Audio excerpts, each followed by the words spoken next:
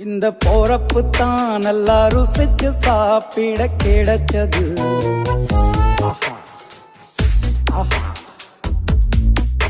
அத நினைச்சு தான் மனோ உலகம் முழுவதும் பருக்குது. அட சுட சுட